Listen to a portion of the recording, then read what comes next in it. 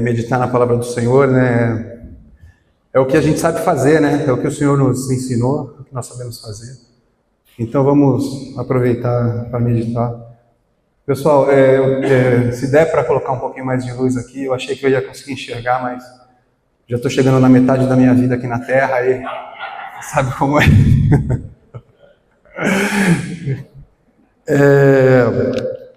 Nós vamos conversar hoje sobre Números 22 ao 25, comentando sobre alguns pontos nessa passagem, tá? Então, se você puder, pode abrir a sua Bíblia aí em Números 22.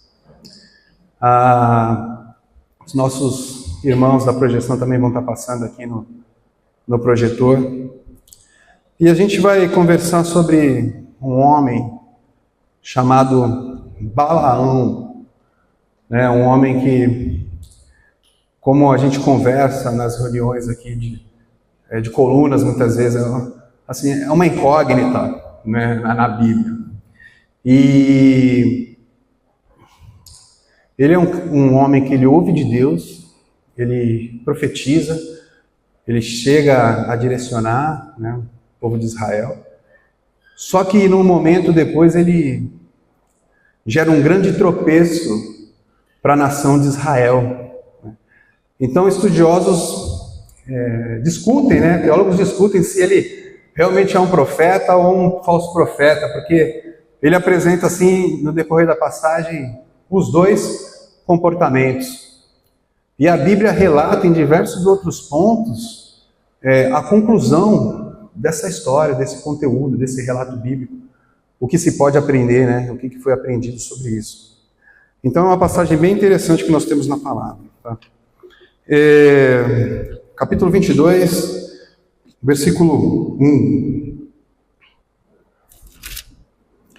Os israelitas partiram e acamparam nas campinas de Moabe, para além do Jordão, para perto de Jericó. Então a gente vê ali o povo, né, na liderança aí de Moisés, o povo liberto do Egito e caminhando aí com um objetivo dado pelo próprio Deus, que é o quê? A terra prometida, né? Um presente dado pelo próprio Deus à nação de Israel. Então eles estão ali já, parte leste do Rio Jordão, e eles estão acampando ali nessa região, nas campinas ali de Moabe, tá? Então a gente vê aqui no versículo 2 a 4, Balaque, filho de Zippor, viu tudo o que Israel tinha feito aos amorreus, e Moabe teve muito medo do povo, porque era muita gente. Moabe teve pavor dos israelitas. Então os moabitas disseram aos líderes de Midian: essa multidão devorará tudo o que há ao nosso redor, como o boi devora o capim do pasto. Então nós vemos aqui no versículo 2, um homem se apresentando.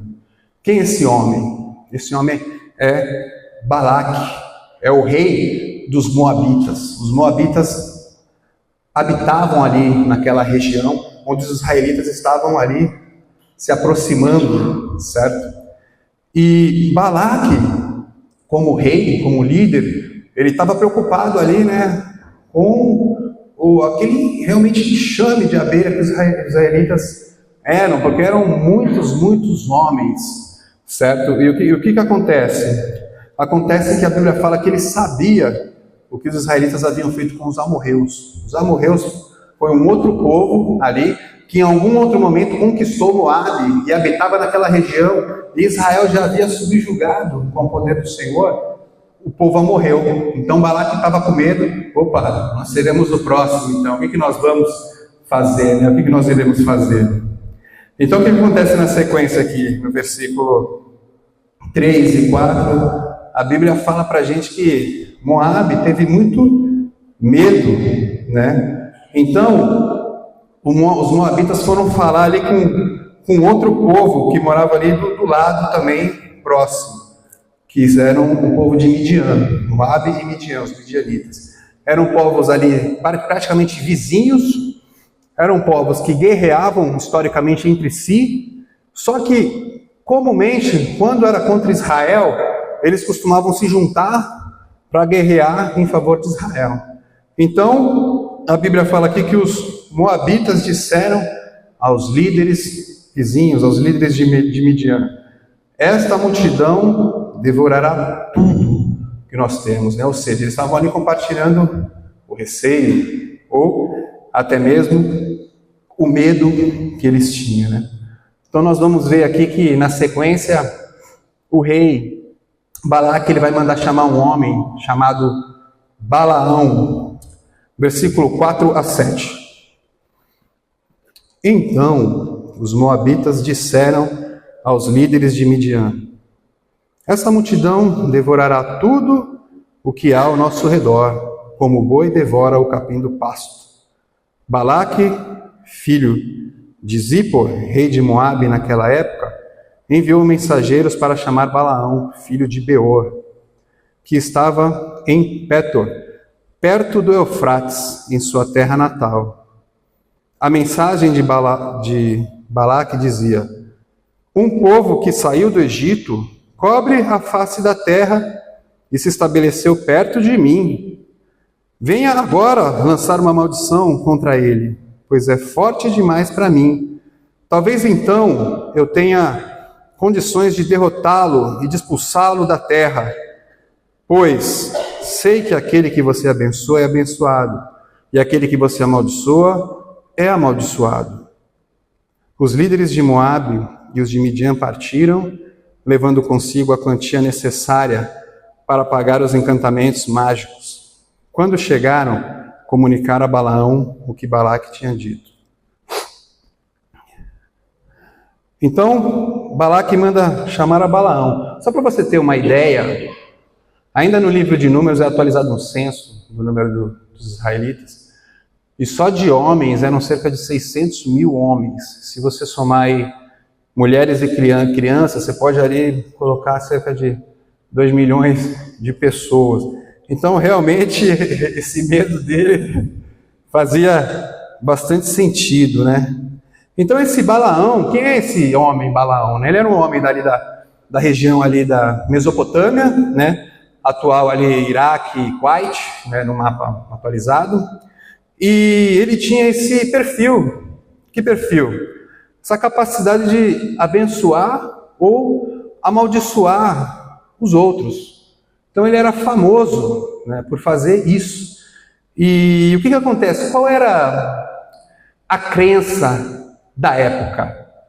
A crença da época era que os povos nas batalhas, eles contratavam esses, digamos que feiticeiros, magos, para quê? Para que eles viessem antes da batalha e entrassem em contato com os deuses dos outros povos, de forma a tentar colocar ali, tirar a proteção desses deuses do seu povo, entendeu? E para poder depois tomar de assalto o povo em questão.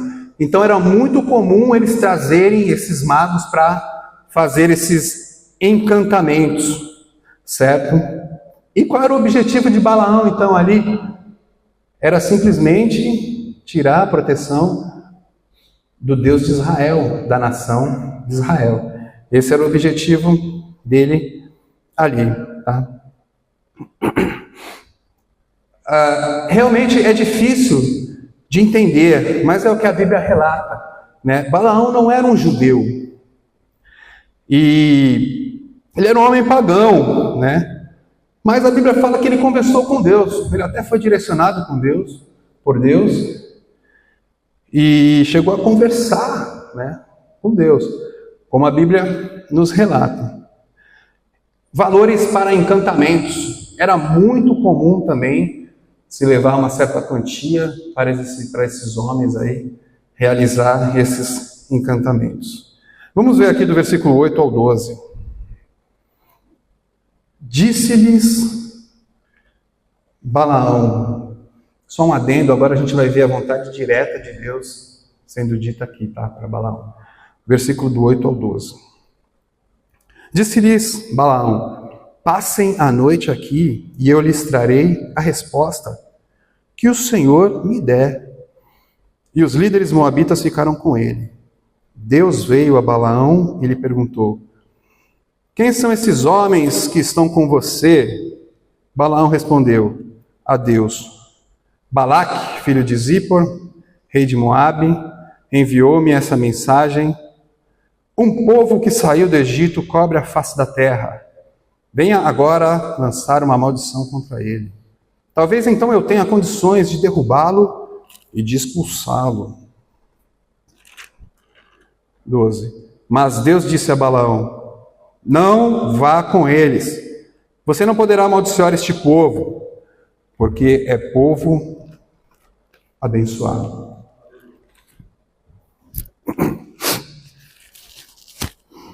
Então, aqui a gente vê o quê? A vontade direta de Deus já sendo falada a Balaão, né? Olha, não vá, não dá.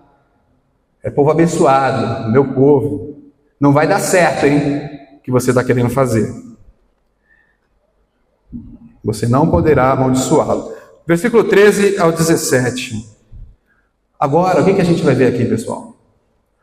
A recompensa, o valor do encantamento vai ser aumentado. Né? Então, vamos ler aqui do 13 ao 17. Na manhã seguinte, Balaão se levantou e disse aos líderes de Balaque: voltem para sua terra, pois o Senhor não permitiu que eu os acompanhe. Os líderes moabitas voltaram a Balaque e lhe disseram: Balaão recusou acompanhar-nos. Balaque enviou outros líderes em maior número e mais importantes do que o primeiro. Eles foram a Balaão e lhe disseram: assim diz Balaque, filho de Zippor, que nada o impeça de vir a mim, porque eu recompensarei generosamente e farei tudo o que você me disser. Venha, por favor, e lance para mim uma maldição contra este povo. Então, talvez a quantia fosse baixa, pensou Balaque. Será que se oferecer algo mais para ele, ele viria para amaldiçoar esse povo que cobre a face da terra? Então, Balaque ele acaba mexendo ali no egoísmo, né, de Balaão. Acaba apertando aquele botão ali da ganância, da cobiça, certo? E você vê aqui no versículo 17, quando ele fala, na segunda parte: farei tudo o que você me disser. Antes ele fala: recompensarei generosamente. Farei tudo o que você me disser. Traduzindo: dá o teu valor, me dá o teu preço, vamos negociar, vem aqui comigo, vamos conversar. E realmente quando toca assim, né, nesse botão da ganância, do egoísmo, da cobiça, isso afeta, né, a vida de muitas pessoas. Né? A armadilha que muitos caem. Quantos de nós muitas vezes não somos atraídos a, sei lá, vamos nos juntar e vamos fazer um negócio, vamos criar uma sociedade, cada um entra aí com uma quantia, 10 mil cada um, vamos criar essa empresa e ao final de um ano a gente vai ter 80 mil na mão cada um ali, até mais, ao final de 6 meses talvez, uns papos assim, uns planos, mas às vezes não acontece, às vezes dá errado. Eu mesmo tenho muito receio de fazer isso. A gente conhece pessoas, irmãos, que se juntaram muitas vezes para fazer algo e não dá certo, acaba não dando certo, né? Porque foi mal feito, ou porque não foi a vontade do Senhor, né? Diversas questões. Mas pode acontecer, a gente pode ser atraído a querer começar algo e não dar certo, né? E dar errado.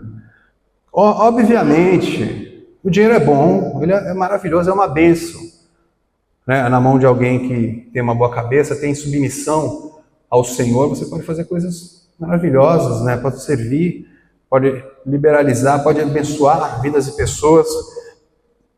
Ele é uma bênção, só que a Bíblia, o próprio Cristo fala do perigo, né, da riqueza. Que é mais fácil passar um camelo pela mangulha do que um rico entrar no reino dos céus. Jesus, ele fala esse versículo, e qual é o ponto disso? O ponto é que o dinheiro, ele te facilita você exercer os seus caprichos, né? Você tem muita facilidade para resolver as coisas, para fazer as coisas. Tudo funciona mais fácil quando você tem dinheiro. E o problema é que nem sempre as nossas vontades é o melhor, né, perante os olhos do Senhor. E aí que Jesus levanta esse grande risco, esse grande ponto que a gente falou. E aí eu vou mais a fundo. Em um mundo sem moral, em um mundo sem o amor de Cristo, quem é que manda? O poder do dinheiro. O poder do dinheiro é que manda. O dinheiro, ele vai comprar votos, pode comprar muitas coisas, pode comprar influências, comprar sexo, só não compra uma consciência correta para com Deus, mas é Ele que manda aí fora, em um mundo sem moral. Olhando aqui, do 18 ao 21 agora. Balaão, porém, respondeu aos conselheiros de Balaque: mesmo que Balaque me desse o seu palácio cheio de prata e de ouro, eu não poderia fazer coisa alguma, grande ou pequena, que vá além da ordem do Senhor, o meu Deus. Agora fiquem vocês também aqui esta noite, e eu descobrirei o que mais o Senhor tem para me dizer. Naquela noite, Deus veio a Balaão e lhe disse: visto que esses homens vieram chamá-lo, vá com eles, mas faça apenas o que eu lhe disser. 21 também. Balaão levantou-se pela manhã, pôs a sela sobre a sua jumenta e foi com os líderes de Moabe. Meu irmão, já havia sido feita uma consulta a Deus. Já havia sido dada uma resposta de Deus. Não vai dar certo. O que tem de diferente de uma consulta para outra? Alguém pegou? O que mudou? Deus, não pode perder essa. Ele falou que eu posso dar o meu preço. Não vamos perder essa. Vamos em frente. Vou consultar ele, vou ver o que ele me responde, o que ele tem mais para me dizer. Certo? Então ele está movido, né, pela sua ganância. E ele vai fazer essa consulta novamente. Mas agora ele tem aí essa insistência.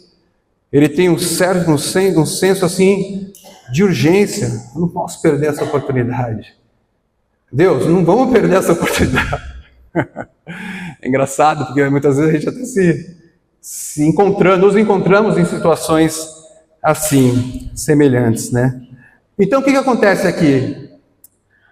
Uma certa insistência de Balaão. E acontece assim uma vontade permissiva, a vontade direta de Deus já tinha sido dada. Agora tem uma vontade assim permissiva, que é dita: ok, vá, mas só fale o que eu te falar. Certo? Ou seja, Deus aqui, ele está avisando Balaão, né? Ele está advertindo Balaão: olha, não vá contra a minha vontade. E meu irmão, você sabe, eu sei, Deus avisa a gente. Deus avisa a gente de diversas maneiras. Como uma igreja que ensina a Bíblia, nós temos a própria palavra de Deus. Honro a minha palavra e o meu nome sobre todas as coisas. Então nós já temos todo o conselho de Deus.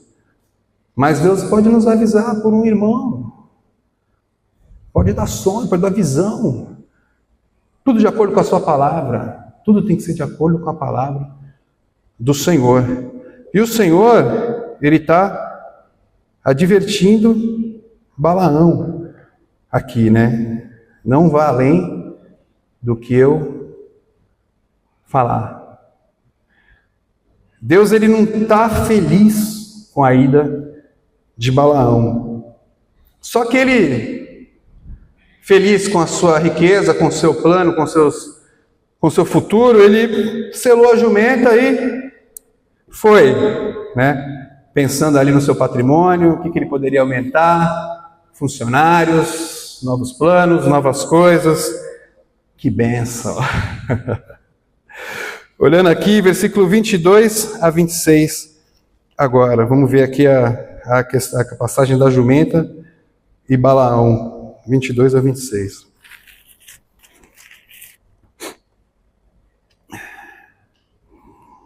Balaão levantou-se, 22, mas acendeu-se a ira de Deus quando ele foi, e o anjo do Senhor pôs-se a caminho para impedi-lo de prosseguir. Balaão ia montado em sua jumenta e seus 2 servos o acompanhavam.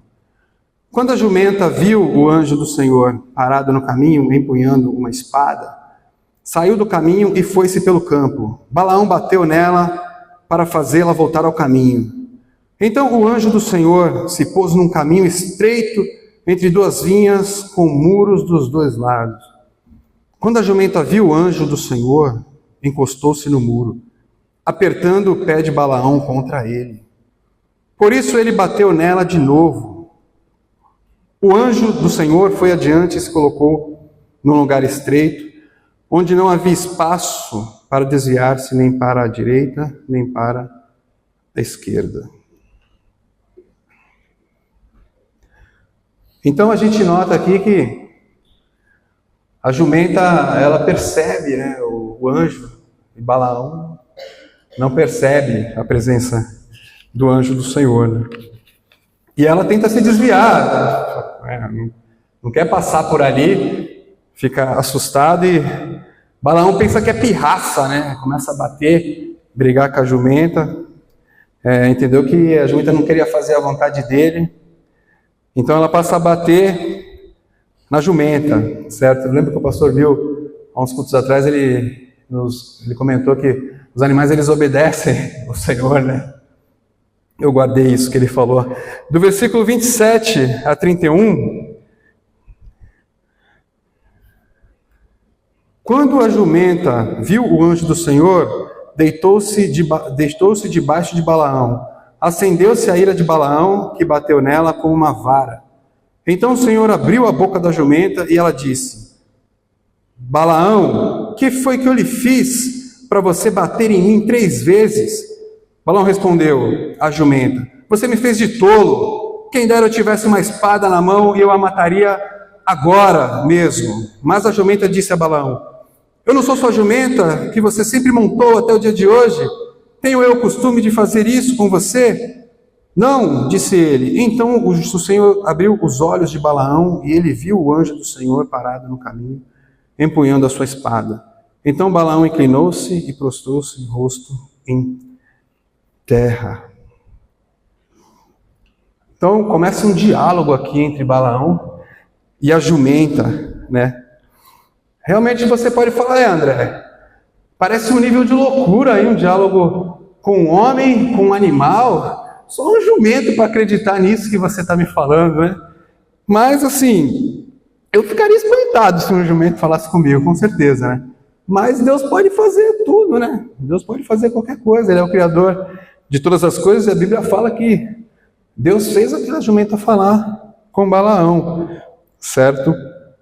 Deus é poderoso para fazer qualquer coisa. Olhando aqui do versículo 22, do 32 ao 35, e o anjo do Senhor lhe perguntou: por que você bateu 3 vezes em sua jumenta? Eu vim aqui para impedi-lo de prosseguir, porque o seu caminho me desagrada. A jumenta me viu e se afastou de mim por 3 vezes. Se ela não se afastasse, certamente eu já o teria matado, mas a jumenta eu teria poupado. Balaão disse ao Senhor: pequei, não percebi que estavas parado no caminho para me impedires de prosseguir. Agora, se o que estou fazendo te desagrada, eu voltarei. Então o anjo do Senhor disse a Balaão: vá com os homens, mas fale apenas o que eu lhe disser Assim Balaão foi com os príncipes de Balaque. A gente vê assim que ele, aparentemente ele está indo, vou obedecer, não, tudo bem, eu vou obedecer, né? Mas no decorrer do estudo a gente vai ver que apenas obedecer a Deus não colocaria, na verdade colocaria a ameaça dele em risco, né? E ele vai contra, ele vai desobedecer aqui em determinado momento. Versículo 36 a 39. Quando Balaque soube que Balaão estava chegando, foi ao seu encontro na cidade moabita da fronteira de Arnon, no limite do seu território. E Balaque disse a Balaão: não mandei chamá-lo gentilmente? Por que não veio? Acaso não tenho condições de recompensá-lo? Aqui estou, respondeu Balaão. Mas seria eu capaz de dizer alguma coisa? Direi somente o que Deus puser em minha boca. Então Balaão foi com Balaque até Quiriate-Uzote. Então nós vemos o que aqui? Que Balaque ele ainda dá uma repreendida, ele repreende Balaão. Poxa, eu não falei para você vir? Eu vou te pagar. Fica tranquilo, né? E a gente vê o que? Balaão ainda demonstrando submissão a Deus. Falou, não, Balaque, eu só posso falar aquilo que Deus me permitir falar. Eu não posso ir além disso, certo? Agora vamos passar em alguns pontos, né, dos oráculos, das bênçãos que Balaão vai proferir para a nação de Israel. Lembrando, Balaque contratou Balaão para amaldiçoar, tá? Só que ele vai abençoar. Capítulo 23, 18 ao 26. 18 a 26. Então ele pronunciou este oráculo: levante-se, Balaque, e ouça-me. Escute-me, filho de Zippor. Deus não é homem para que minta, nem filho de homem para que se arrependa. Acaso ele fala e deixa de agir? Acaso promete e deixa de cumprir? Recebi uma ordem para abençoar. Ele abençoou e não o posso mudar. Nenhuma desgraça se vê em Jacó, nenhum sofrimento em Israel. O Senhor, o seu Deus, está com eles. O brado de aclamação do rei está no meio deles. Deus os está trazendo do Egito, eles têm a força do boi selvagem. Não há magia que possa contra Jacó, nem encantamento contra Israel. Vejam o que Deus tem feito.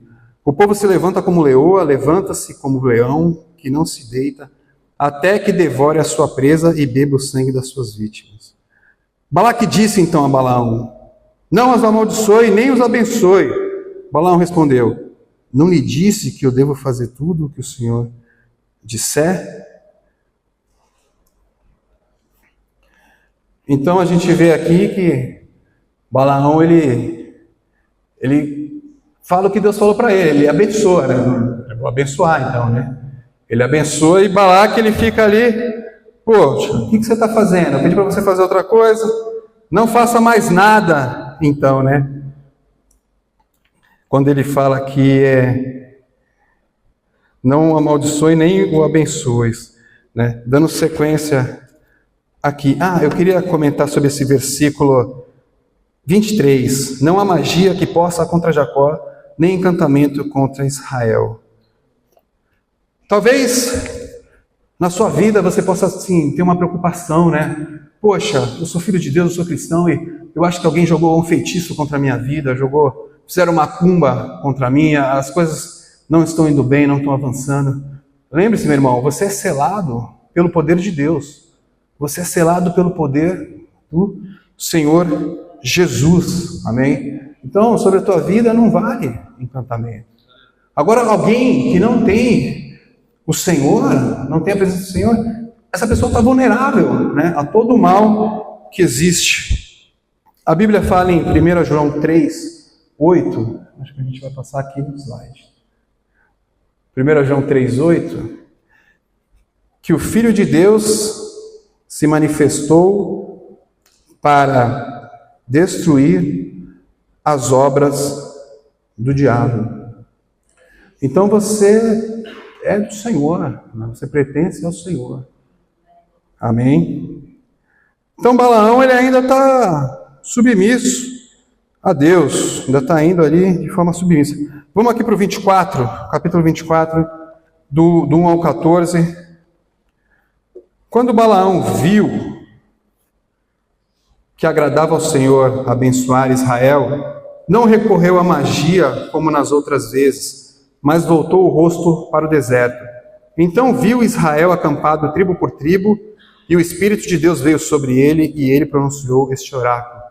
Palavra de Balaão, filho de Beor, palavra daquele cujos olhos veem claramente, palavra daquele que ouve as palavras de Deus, daquele que vê a visão que vem do Todo-Poderoso, daquele que cai prostrado e vê com clareza. Quão belas são as tuas tendas, ó Jacó, as suas habitações, ó Israel. Como vales estendem-se, como jardins que margeiam rios, como aloés plantados pelo Senhor, como cedros junto às águas. Seus reservatórios de água transbordarão, suas lavouras serão bem irrigadas. O seu rei será maior do que Agag, o seu reino será exaltado. Deus os está trazendo do Egito, eles têm a força do boi selvagem. Devoram nações inimigas e despedaçam os seus ossos. Com suas flechas os atravessam.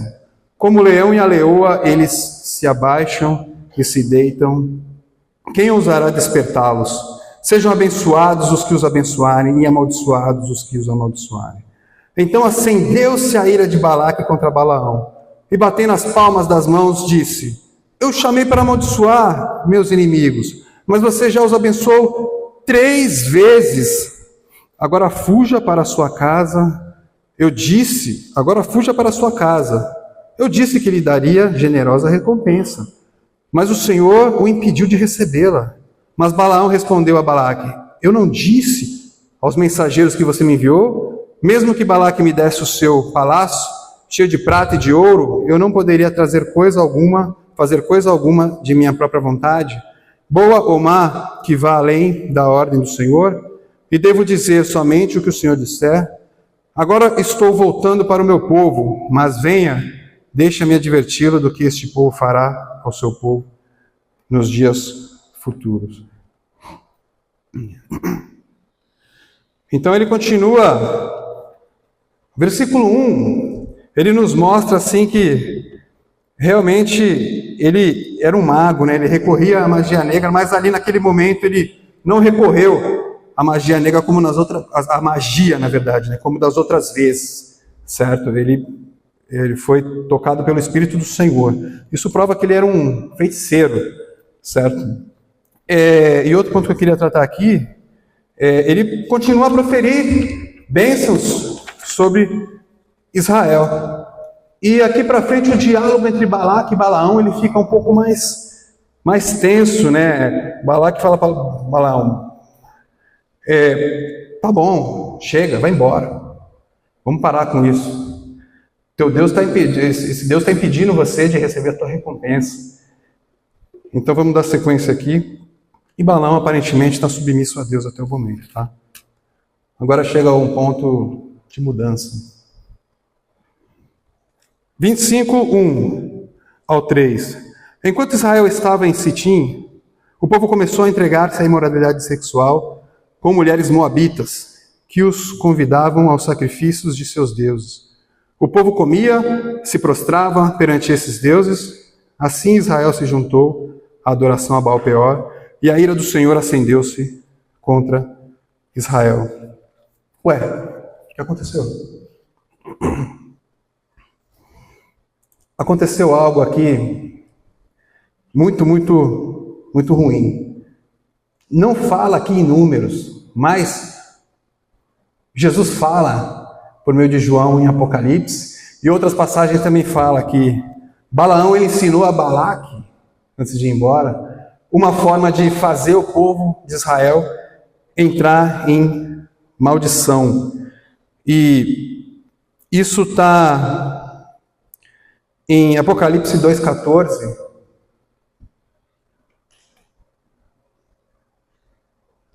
Jesus fala: no entanto, tá aqui também, né? No entanto, tendo contra você algumas coisas. Você tem aí pessoas que se apegam aos ensinos de Balaão, que ensinou Balaque a armar ciladas contra os israelitas, induzindo-os a comer alimentos sacrificados a ídolos e a praticar imoralidade sexual. Ou seja, a revelação de Jesus aqui. O plano de Balaão, qual foi? Eu não posso ir contra a vontade de Deus, eu não posso amaldiçoar esse povo, mas traga algumas mulheres moabitas para seduzir ali os homens, os israelitas. E aí o que aconteceu? A promiscuidade vai tomar conta e naturalmente vai gerar um caos ali. Naturalmente eles vão entrar em colapso, né? Vão entrar em pecado, vão entrar em colapso.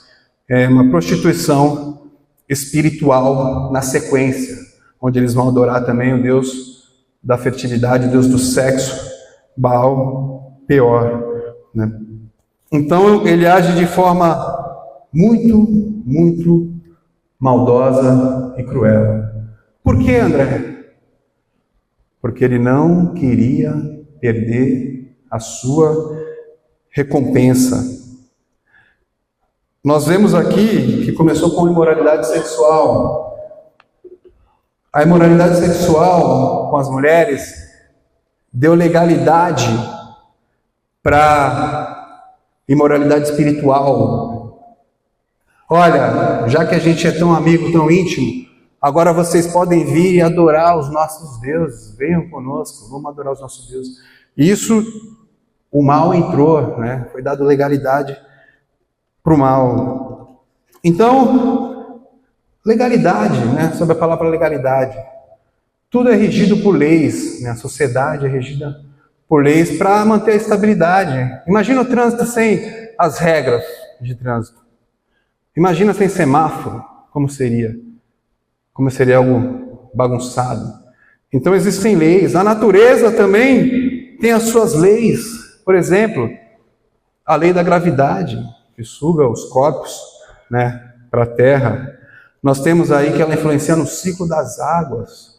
A água evapora, a água condensa e depois ela precipita, gerando a manutenção aí do planeta, né, Terra. Se move aí por gravidade dos pontos elevados aos pontos mais baixos, aos oceanos. São leis estabelecidas por Deus. E o mundo espiritual, ele também existem as suas leis, existem as suas regras. E quando a pessoa ela vive dando brecha, deixando a carne, deixando o pecado assumir o controle da vida dela, ela dá autorização para o inimigo vir e trazer o mal. Entendeu? É assim que funciona. A Bíblia fala em 1 João 3,8: aquele que pratica o pecado é do diabo. Aquele que pratica o pecado é do diabo, porque o diabo vem pecando desde o princípio. E na sequência, a gente já falou sobre essa parte do versículo, para isso o Filho de Deus se manifestou, para destruir as obras do diabo. Então, nós vivemos no meio de uma batalha espiritual. São anjos e demônios que lutam pelas nações, que lutam pela vida dos homens, lutam. E o inimigo, ele sabe o que é dele. E se é dado legalidade, ele aproveita.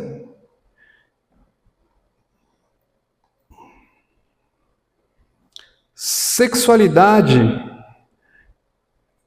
Vê Davi. Vê o caso de Davi. O adultério de Davi. Meu irmão, parou num assassinato. Foi acabar no assassinato de Urias. Olha que coisa horrível. Sem citar as consequências familiares que ele teve. Seu próprio filho perseguindo. Aminon matou sua meia-irmã Tamar. Absalão perseguiu seu pai Davi, Aminon violentou Tamar, para falar a verdade. Absalão matou Aminon, gerou uma confusão, deu legalidade para o mal. O mal agiu. Outro ponto. Sexualidade e dinheiro, parece que eles andam muito próximos. Muito próximo. É uma mão poderosa, é uma arma poderosa nas mãos do inimigo. Uma ótima ferramenta, né? Então a gente vê sempre a sexualidade impulsionando renda, ou vice-versa. Por exemplo, esse caso que a gente viu aí recentemente dos adolescentes, né, da exploração de adolescentes na mídia, né, na internet, aliciando, né, sensualizando e tudo mais. A gente sabe que qualquer produto que você queira vender, se você colocar ali uma sexualização do lado, uma cerveja com uma mulher, né, geralmente é assim que funciona, a coisa vende mais, né? Postos de gasolina, ou seja, produto com a sexualização ele vende muito mais fácil. E é extremamente explorado isso aí fora. Novelas vendem também traições, homossexualismo, diz com o nome de modernidade, e é uma fonte de renda, gerando caos, gerando destruição, que é pecado, né, aos olhos de Deus.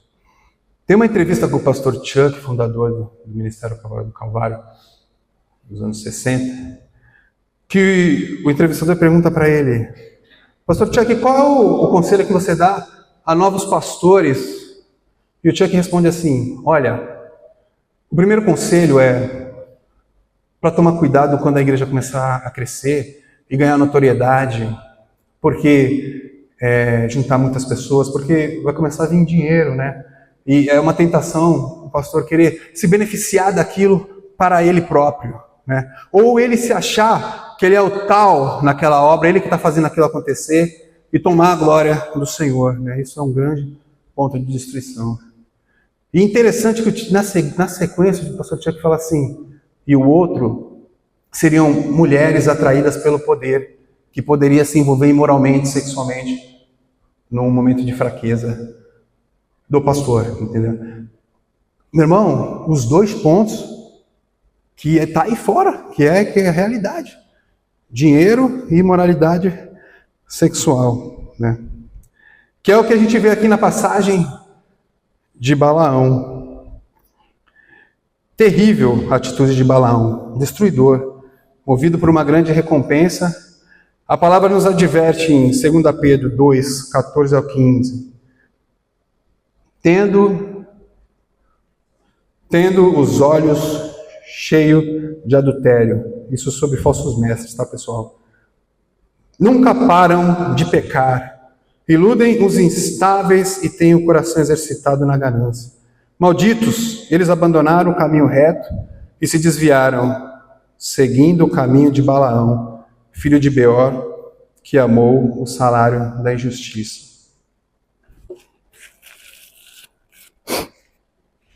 Então a Bíblia fala aqui, né? Pedro fala que Balaão amou o salário da injustiça.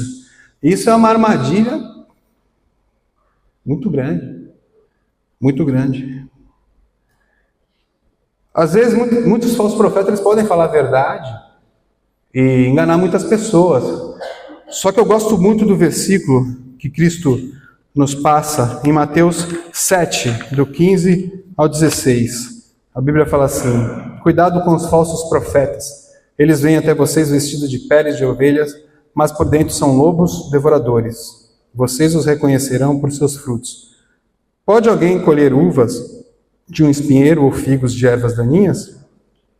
Semelhantemente, toda árvore boa dá bons frutos, mas a árvore ruim dá frutos ruins. A árvore boa não pode dar frutos ruins, nem a árvore ruim pode dar frutos bons. Como você reconhece, então? Muitas vezes não é na fala, muitas vezes a fala é perfeita, coerente, verdadeira, é tempo, é fruto. O que está saindo dali? Eu até converso com os meus amigos. Geralmente, quando você conhece as pessoas são legais. A grande maioria das pessoas são legais. Só que o tempo, você vê ali os frutos. Opa, o que está sobressaindo ali? É ganância? É o Senhor? É o quê? Cobiça? É o quê? Então, Jesus deixou esse versículo maravilhoso. É o fruto.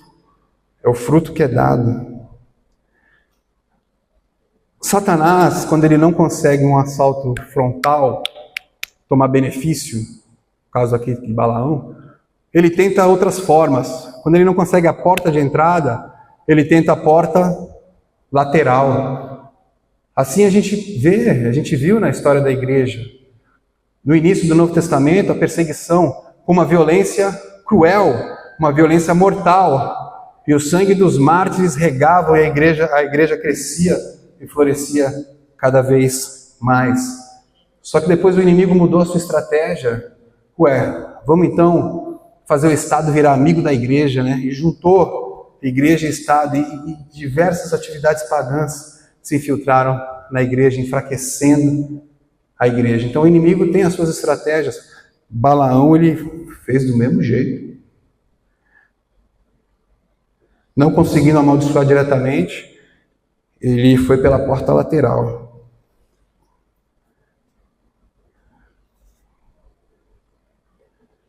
(verso 25) agora, finalizando, do 4 ao 11. Versículo 4 ao 11. E o Senhor disse a Moisés: prenda todos os chefes desse povo, enforque-os diante do Senhor, à luz do sol, para que o fogo da ira do Senhor se afaste de Israel. Então Moisés disse aos juízes de Israel: cada um de vocês terá que matar aqueles que dentre os seus homens se juntaram à adoração a Baal-Peor. Um israelita trouxe para casa uma mulher midianita na presença de Moisés e de toda a comunidade de Israel, que choravam à entrada da tenda do encontro.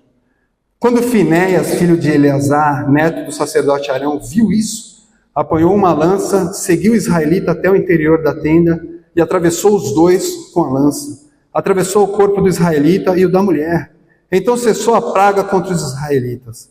Mas os que morreram por causa da praga foram 24.000. E o Senhor disse a Moisés: Finéias, filho de Eleazar, neto do sacerdote Arão, desviou a minha ira de sobre os israelitas, pois foi zeloso com o mesmo zelo que tenho por eles, para que em meu zelo eu não os consumisse. O que aconteceu? A ira de Deus tomou conta. A ira de Deus contra o mal. Quando Deus fala que o pecado é ruim, Ele sabe o que Ele está falando. Não quer te privar das tuas alegrias. Ele sabe que o pecado é ruim. E aí a ira de Deus se desdobra em algo terrível, porque o Senhor falou para Moisés: enforca os líderes. E Moisés falou para os líderes: quem agiu erroneamente é para vocês matarem. Aí, o que acontece? Um israelita, desavisado, não sei, curtindo o seu pecadinho com a moabita. Essa passagem é interessante que deixa representar de uma forma unitária a questão. Ele está passando com a moça e está indo para a tenda para ter relação com a moça ali, uma afronta. A Bíblia fala que estava todo mundo chorando com a ira de Deus, com o que estava acontecendo. E esse rapaz, ele passa ali com a moça, e no versículo 6, um israelita trouxe para casa uma mulher midianita, na presença de Moisés e de toda a comunidade de Israel, que choravam à entrada da tenda. O povo estava chorando, estava acontecendo um caos ali, e o cara passa ali com a menina para ter relação sexual e continuar o pecado, né?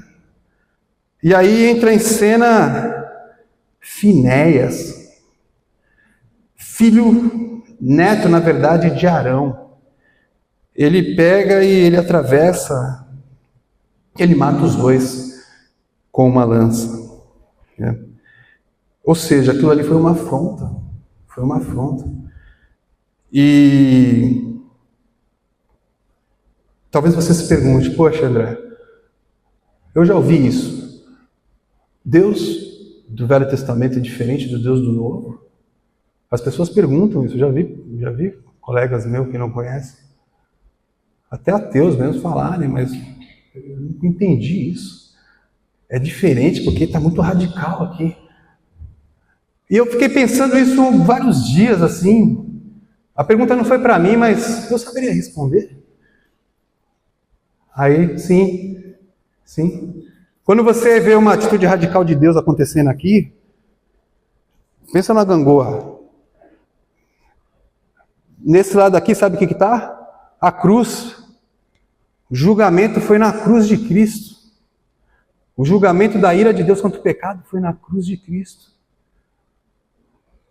Graças a Deus, que alívio que nós temos. O Deus é o mesmo, só que a ira foi ali em Cristo. Entendeu? Então esse homem, ele age de forma boa, correta, Finéias. E ele entra na brecha ali e ele faz cessar a ira de Deus, gente. Sabe quem fazia isso? O vô dele. A gente vê passagens na Bíblia, em Números também, que Arão, em diversas situações, a ira de Deus havia estado ali contra o povo, que estavam se rebelando contra Moisés e Arão, e o povo estava reclamando da liderança de Moisés e Arão, e a terra abriu e consumiu diversas pessoas, e no dia seguinte o povo foi, ué, por que vocês estão matando as pessoas, os israelitas? E Deus falou, vamos acabar com todo mundo então. Deus ia acabar com o povo ali na rebelião de Corá. E o que Moisés teve que fazer? Arão, vai lá e acende incenso e corre ali no meio dos vivos e dos mortos e mantém o incenso aceso para a ira de Deus se apagar. Então Moisés cuidando do povo e comunicando com Deus, também não querendo que o pior acontecesse. Arão vai lá, acende incenso e a ira de Deus baixou. Então Finéias, ele nessa atitude radical, ele fez cessar a ira de Deus, porque a atitude dele foi conforme o coração de Deus. Mas lembre, meu irmão, lembre da cruz de Cristo, entendeu? Lembre da cruz. Entendeu? Eu não quero aqui ser radical com ninguém, né? Mas lembre de Cristo. André, talvez eu teria morrido umas 4 ou 5 vezes só de ler o Antigo Testamento e ver como Deus agia. Lembre da cruz de Cristo.